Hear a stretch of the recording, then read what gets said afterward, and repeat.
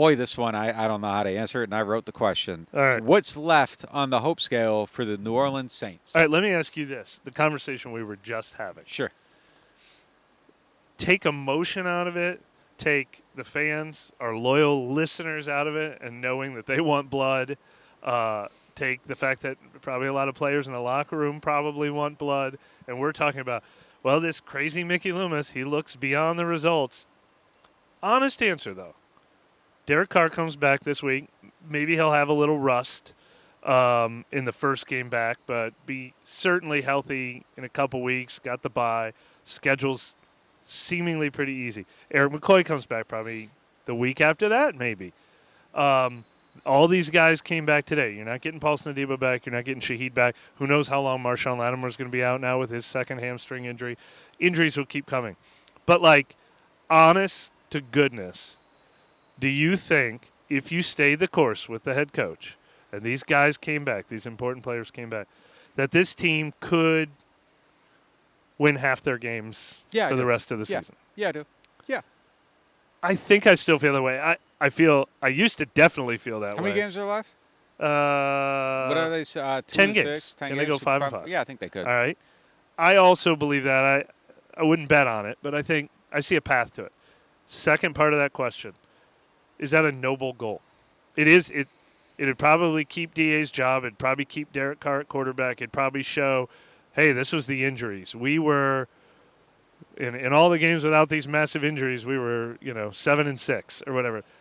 Is that noble? Is that worthy? Is it when you use the word hope in this topic that you wrote?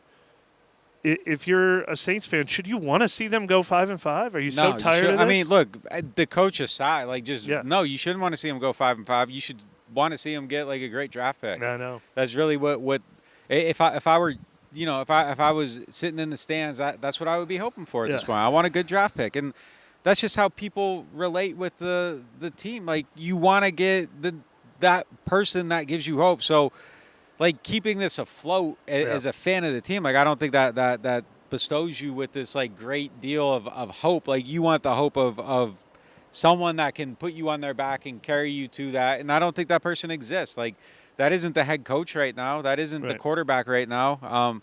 So no, I mean, I don't think so. Can I go darker? Yeah. So I would argue, okay, saw it at the end of last season. They won 4 of the last 5. It bestowed some confidence on the team, and they came out on fire this year. And Derek Carr was saying, I think we just picked up where we left off. So maybe you could win 4 of your last 5 and bring that into next season. And you've got Clint Kubiak in this offense, and it works. Hey, it works. And it can get the most out of some players. I don't think this team's going to be better next year than it is this year. I think DeMario is going to be worse. I think Tyron's going to be worse. I think Cam might not be on the team. I think Alvin's going to be a year older. You'll get a couple draft picks. Maybe you'll sign one free agent.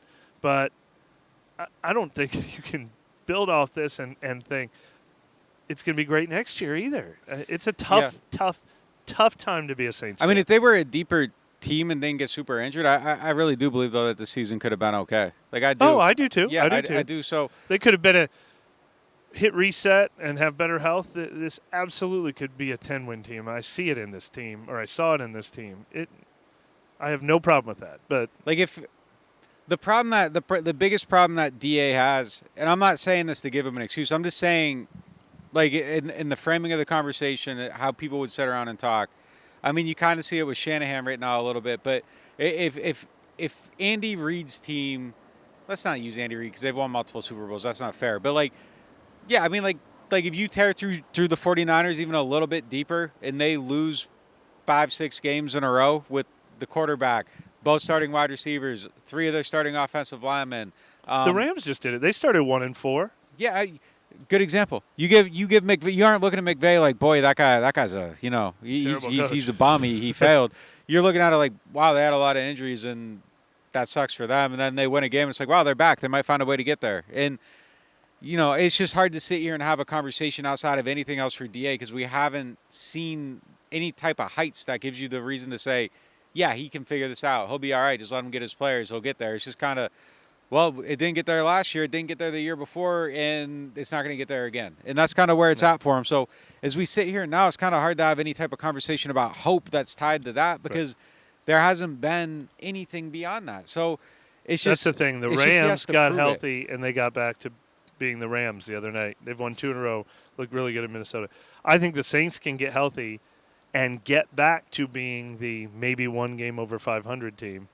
Yeah. But when you add that to 2-6, you're 7-10.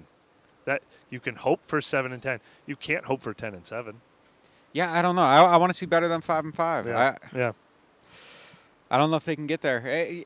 The thing that hurts is that first 2-game stretch too. If you told me they come out here and they put 50 up on Carolina again, I might be like, all right, like maybe there was something there at the beginning of the season. But like it's got to be, they got to really do something over these next 3 games. And it has to start this week. I'm sorry, I can't. How do you feel about 2-1? Are you encouraged by 2-1? Let's say beat Carolina and win one of the 2 home games against Atlanta and Cleveland, and now you're 4-7 going into the bye week. Is the word hope enter a conversation like that or no? I'll just put it like this: like I'm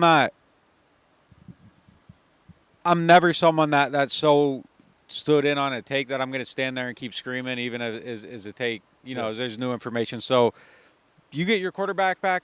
Look, it's pointless. Like if we sit here and can be like, no, we saw that. Like the only thing that really matters moving forward from this point is that I think starting tomorrow, Mickey Loomis has given him, I don't want to say a clean slate, but that's where the judgment's going to start from. Is they're going to start evaluating it over these next 10 games, what their future is going to be.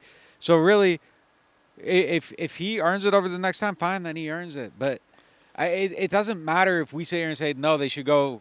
That's what it's going to be. So, look, if he goes 8-2. 7-3, 6-4, he's fine. Yeah. I mean, I don't know. It's just so discouraging right now. It really is. It's so discouraging. You watch 6 losses in a row, and again, I really think the quarterback matters, and I really don't think that he has all. I don't know. He just doesn't have all his cards. Like he doesn't. But like at the same time, it's 6 losses in a row, and you got to win this week.